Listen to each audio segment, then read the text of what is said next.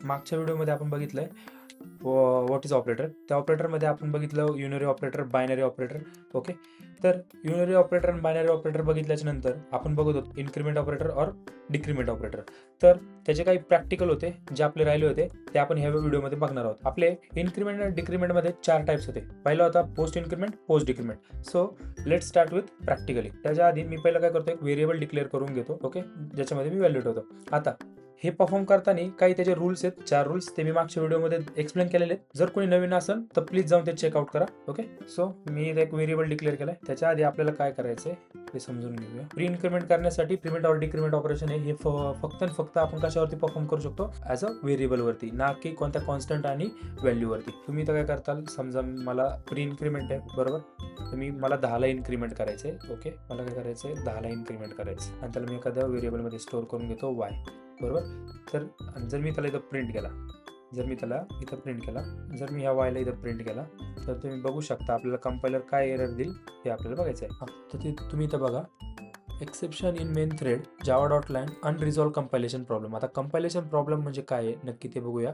इथं या केसमध्ये काय एरर आले आहे आपल्याला, इथं आलेले आहे आपल्याला इनव्हॅलिड आर्ग्युमेंट ऑपरेशन. ओके, म्हणजे आपण जो पहिला रूल बघितला आहे मागच्या व्हिडिओमध्ये, तो रूल इथं तुम्हाला यूज करायचा आहे. तर त्या केसमध्ये तुम्हाला जर मग ही एरर सॉल्व्ह करायची असेल तर तुम्ही कशी एरर सॉल्व्ह करताल, ही एक्सला घ्या. त्या एक्सला तुम्हाला काय करायचं आहे, प्री इन्क्रीमेंट करायचं आहे, तर त्याचं प्री इन्क्रीमेंट करा. ओके, आता प्री इन्क्रीमेंट केल्याच्या नंतर त्याला कोणत्या तरी व्हेरिएबलमध्ये स्टोअर करून घ्यावं लागेल. तर मी एका व्हेरिएबलमध्ये स्टोअर करतो आणि देन मी याला प्रिंट करतो. तर ह्या केसमध्ये तुम्ही आता बघू शकता आपल्याला जी इथं रेड कलरचा एरर शो करत होता बरोबर, ती रेड कलरची एरर आता शो होतीये का, नाही. त्याचा अर्थ काय, आपला कोड सक्सेसफुली रन होईल. तर इथं बघू शकता आपले एक्सची व्हॅल्यू किती होती, 10, आता ती किती झाली, 11 बरोबर. म्हणजे हा कोणत्या टाईपचा झाला, प्री इन्क्रीमेंट. प्री इन्क्रीमेंट म्हणजे ह्या इक्वल टू ऑपरेटरच्या आधी आपला जो एक्सची व्हॅल्यू आहे ती काय झाली, इन्क्रीमेंट झाली. Then let's understand post increment. Post increment म्हणजे काय, की आता माझ्याकडे एक्सची व्हॅल्यू वरती, त्या एक्सची व्हॅल्यू मला वायला पाठवायची परत. ओके, तर त्या केसमध्ये तुम्ही काय करता, समजा मी एक वाय जागी झेड घेतो.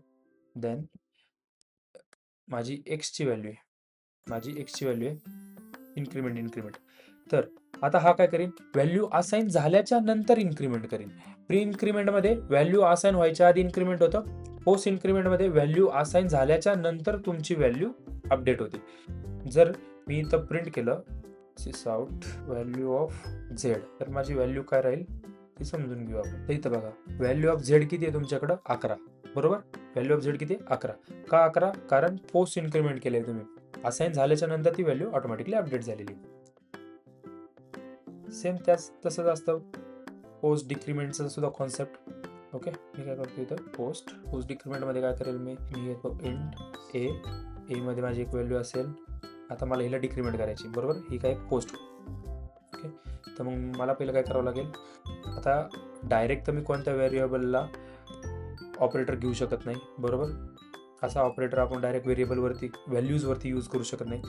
आपल्याला कंपायलर काय करेल, एरर शो करेल. इथं बघताय तुम्ही एरर शो करतोय, बट त्या जागी जर मी व्हॅल्यूच्या जागी मी एखादा व्हेरिएबल यूज केला तर ते अलाउड आहे. ओके, ते अलाउड आहे. आता हा जो कॉन्सेप्ट आहे हा OCAच्या दृष्टिकोनाने महत्त्वाचा कॉन्सेप्ट आहे. बट पोरं काय करतात, पोरांना वाटतं ऑपरेटर्स इझी आहे म्हणून पोरं याच्याकडे दुर्लक्ष करतात. बट हा एक लूप होल आहे या कॉन्सेप्ट मधला, ज्याच्याकडे आपल्याला फोकस करायचा आहे. ओके, लाईन नंबर 26 ला आपला एची व्हॅल्यू किती आहे, 10 बरोबर. एची व्हॅल्यू 10 आहे.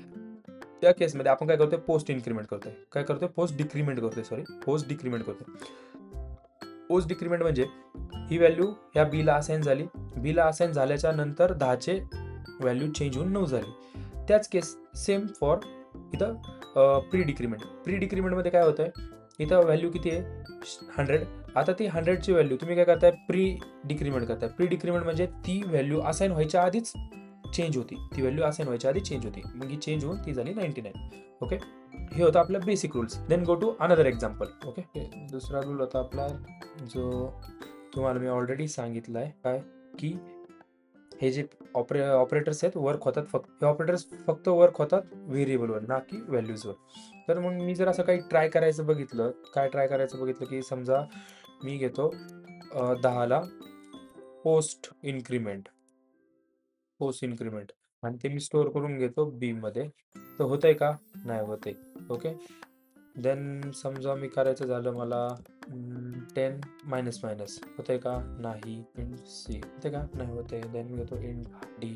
तुम्ही तर बघू शकता मला कंपायलर काय करतोय, मला प्रॉब्लेम्स देते, बरोबर. तर हे जे असं एक्सप्रेशन आहे हे चालत नाही. ओके, असं चालत नाही. तुम्ही फक्त आणि फक्त व्हेरिएबलवरती हे यूज करू शकता. देन आता समजा तुमच्यातलं कोणी असेल ज्याला असं ट्राय करायचं असेल, पेपरला जर असं आलं, ओके, हे झालं. पहिला रूल क्लिअर झाला असेल मित्रांनो सगळ्यांनी तुम्हाला काय करायचंय काय नाही करायचंय. देन दुसरा रूल होता की आपण जे ऑपरेटर आहे हे सगळ्या प्रिमिटिव्ह डेटा टाईपवरती यूज करू शकतो एक्सेप्ट वन. एक्सेप्ट कोणता? Boolean. Okay, so let's understand Boolean. Boolean एकमेव डेटा टाईप आहे ज्याच्यावरती आपण ऑपरेटर परफॉर्म करू शकत नाही. ओके, समजा मी इथं काय करतो, एक बुलियन डेटा टाईप डिक्लेअर करतो, बुलियन फ्लॅग. त्याच्यामध्ये माझी व्हॅल्यू असेल ट्रू. ओके, देन मला त्याच्यावरती इन्क्रीमेंट और डिक्रीमेंट ऑपरेशन परफॉर्म करायचे असतील, बरोबर. मग मी काय करतो, flag. Okay, flag plus plus करतो. आणि देन बघा इथं तुम्हाला कंपायलर प्रॉब्लेम दाखवणार, मी याला असं यूज करू शकत नाही. बट जर मी त्याला नुसतं नॉर्मल प्रिंट करायचा प्रयत्न केला फ्लॅग, ओके, मी जर याला नॉर्मल प्रिंट करायचा प्रयत्न केला तर मला फ्लॅग ट्रू. ओके, इथं माझं आउटपुट आहे ट्रू, मला आउटपुट शो होते. बट जर मी ह्या फ्लॅगला इन्क्रीमेंट करायचा प्रयत्न केला, इन्क्रीमेंट करायचा प्रयत्न केला तर त्या केसमध्ये मला काय होईल, मला माझा कंपायलर एरर शो करेल. बघताय कोणती एरर शो करेल ते जाणून घेऊया आपण. Okay, mismatch, type mismatch. Okay, type mismatch म्हणजे काय, इथं आहे तो बुलियन, तुम्ही प्रयत्न करताय त्याच्यावरती इन्क्रीमेंट डिक्रीमेंट ऑपरेशन परफॉर्म करायचे, तर मग तुम्ही बुलियनमधून इंटिजरमध्ये जाण्याचा प्रयत्न करताय, तर त्या केसमध्ये कंपायलर तुम्हाला सांगतोय अनरिझॉल्व कंपायलेशन प्रॉब्लेम. ओके, तर तुम्ही इथं एरर वाचू शकता, एरर वाचून तुम्हाला आयडिया येऊन जाईल. इन मेनमध्ये अनरिझॉल्व कंपायलेशन प्रॉब्लेम आलेले आहे. प्रॉब्लेम कोणता आहे, टाईप मिसमॅच. टाईप कोणता आहे त्याचा टाईप आहे बुलियन, आणि त्या बुलियनमधून तुम्ही प्रयत्न करताय इंटमध्ये जाण्याचा, तर असं होत नाही. ओके, देन समजा मी एखादी व्हॅल्यू आहे माझी int Z is equal to 100. Okay, आता मला ह्या इंट झेडवरती मला प्री इन्क्रीमेंट आणि पोस्ट इन्क्रीमेंट परफॉर्म करायचे असतील. ओके, तर बट मी ह्याला काय करतो, फायनल डिक्लेअर करतो. मी याच्यावरती काय करतो, फायनल डिक्लेअर करतो. ओके, आता फायनल म्हणजे काय, एक रफली समजून घ्या. फायनल म्हणजे जर तुम्ही एखादी value as a final declare केली, जर ती थ्रू आउट द प्रोग्राम ती कधी तुम्ही त्याला चेंज करू शकत नाही. बट मला ती चेंज करायची using post increment and post decrement, तर त्या केसमध्ये मला कोणती एरर येईल की माझा कोड रन होईल हे मला बघायचं आहे. ओके, तर सिम्पल मी काय करतो, पहिलं त्याला प्रिंट करून घेण्याचा प्रयत्न करतो. ओके, ह्या झेडला मी काहीतरी नवीन व्हॅल्यू देण्याचा प्रयत्न करतो. ओके, तर इथं बघा तुम्ही ऑलरेडी 100 असाइन करून ठेवली झेडला, आता मी 188 ही व्हॅल्यू त्याला असाइन करायचा प्रयत्न करतोय, मला इथं प्रॉब्लेम येतोय, बरोबर. प्रॉब्लेम काय येतोय, a local variable cannot be assign. Okay, local variable Z cannot be assign, it must be blank and not using compound assignment. Okay, म्हणजे तुम्ही याला फायनल व्हेरिएबल यूज केलाय, तुम्ही याच्यावरती कोणतेही अपडेट करू शकत नाहीत. तुम्ही त्याला ॲज इट इज यूज करू शकता पण अपडेट करू शकत नाहीत. ओके, बट जर मी याच्यावरती प्रयत्न केला प्लस प्लस लावण्याचा, तरी मला ऑपरेटर एरर दाखवतोय. मी प्रयत्न केला मायनस मायनस दाखवायचा, तरी मला एरर येतोय. आता एरर कोणता येतोय हे जर मला बघायचं असेल तर मला काय करावं लागेल, याला प्रिंट करून घ्यावं लागेल. प्रिंट करण्यासाठी मी काय करील, मायनस मायनस घेतो. ओके, मायनस मायनस घेतो. देन त्या केसमध्ये तुम्ही इथं बघू शकता कंपायलर मला एक एरर शो करते. हे असे काही पॉईंट्स होते. जर तुम्ही ओरॅकलची प्रिपरेशन करत असाल तर तुम्हाला हे पॉईंट्स लक्षात ठेवून त्याचा अभ्यास करा.